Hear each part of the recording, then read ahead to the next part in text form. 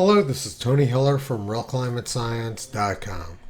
The press uses many different techniques to misinform and confuse the public about climate. I'm going to discuss 3 of them in this video. The New York Times wants people to believe that they're burning up because of the use of fossil fuels. How much hotter is your hometown than when you were born? As the world warms because of human-induced climate change, most of us can expect to see more days when temperatures hit 90 degrees Fahrenheit, 32 degrees Celsius, or higher. See how your hometown has changed so far and how much hotter it may get. I'm going to come back to this page in a minute, but first let's look at some background about the number of hot days in the United States. According to the National Climate Assessment, heat waves used to be much worse in the United States prior to the year 1960. The length of U.S. heat waves was longer prior to 1960, and the intensity of them tended to be much higher. Additionally, the hottest temperature recorded at the heat waves tended to be much higher prior to the year 1960. According to the National Oceanic and Atmospheric Administration, the number of days in the United States above 95 degrees Fahrenheit or 35 degrees Celsius tended to be much higher prior to the year 1960. The United States Historical Climatology Network is by far the highest quality long-term data set in the world.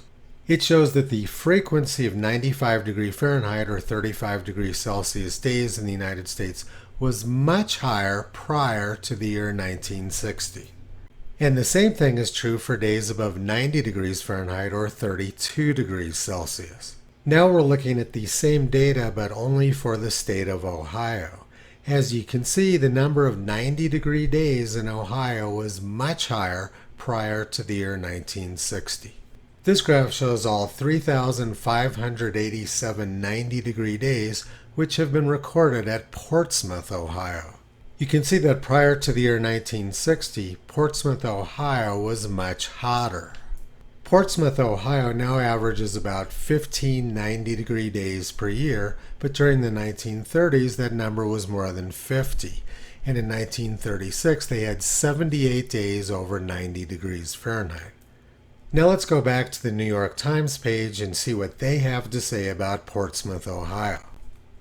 I'm going to select the year 1920 to start the analysis because that's the first year they have in their list. This is what comes up. Our data set goes back to 1960 when the Portsmouth, Ohio area could expect about 12 days per year to reach at least 90 degrees. We can see right away what the first dirty trick is, which the New York Times is doing.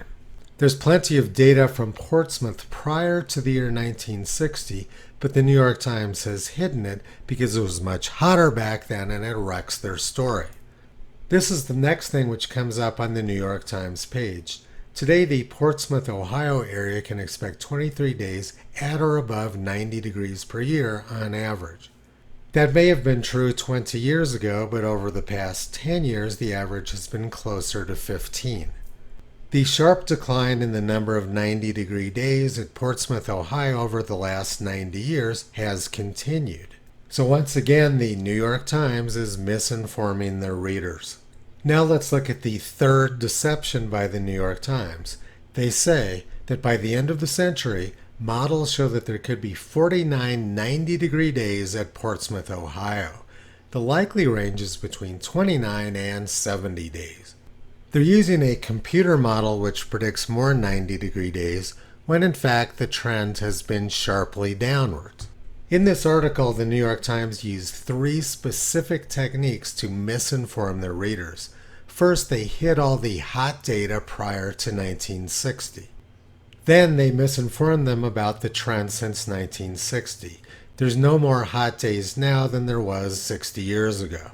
And their third trick was to use computer models which showed an increase in the number of 90 degree days, when in fact the trend at Portsmouth, Ohio has been sharply downwards.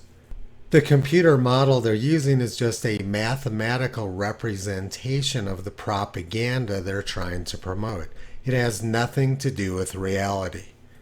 The 3 techniques I discussed in this video about how the New York Times misinforms their readers are hiding data from the past, misinforming them about the present, and using fake models of the future.